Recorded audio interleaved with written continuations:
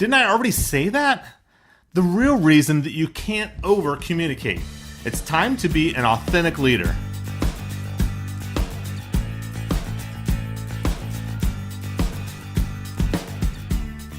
You may have heard the advice that when you communicate something, you should communicate it 7 times. There apparently are some studies out there that say you should communicate 7 times before people you're communicating to actually get what you're saying. My argument is that after you communicate something 7 times, you probably need to communicate it maybe 7 more times. And then after that 7 more times, 7 more times. I find that it's very difficult for leaders to over communicate.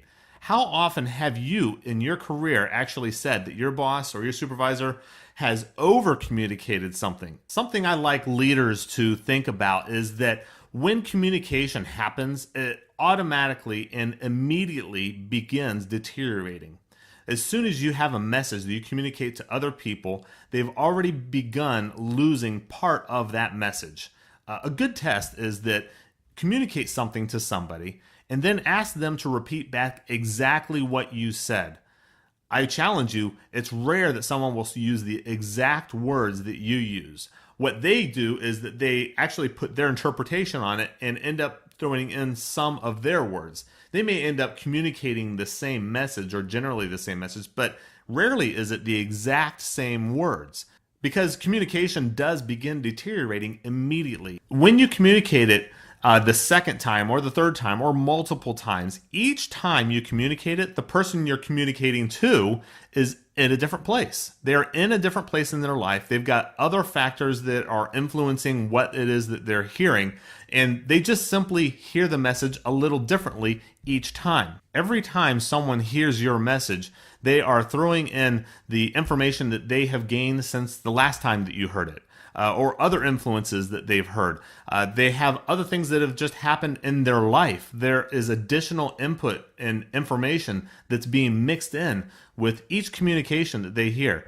And that's why it's so important. How many times have you heard the same thing or maybe read the same book or heard the same concept, but the second or third or fifth or eighth time that you've heard it, you now hear it a little differently and you're able to receive it a little differently, and it means maybe something a little different to you. It's because you've had a lot of things that have happened between the last time that you heard it and the time that you're hearing it right now. There's a leader I worked with years ago. He actually had a very large department, had roughly 500 people in his department, and was frustrated because he would go to the massive staff meeting, he would communicate the vision, the direction that the organization was going, how they were going to get there, what it means to the organization, really all the components necessary for an effective communication.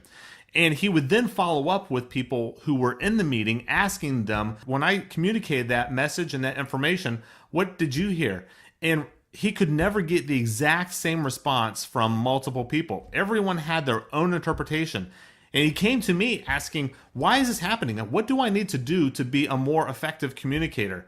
And I hate to tell you, but the real secret ingredient here is to say it again. Say it over and over again until the people say they've had enough. They don't need to hear it anymore. So yes, you do need to communicate something at least 7 times. And after that, it's another 7 times again.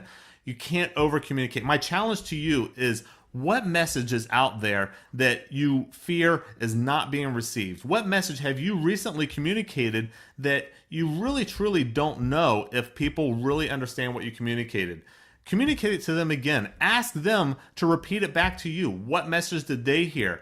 Even if they repeat it back to you, check it out another week later. Keep asking until you are sure everyone completely understands the message you're communicating. I'd love to hear your stories of where maybe you have over communicated.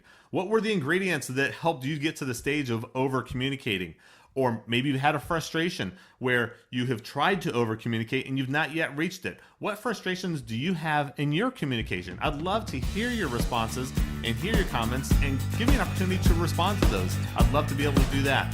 Additionally, let us know what you think of today's video.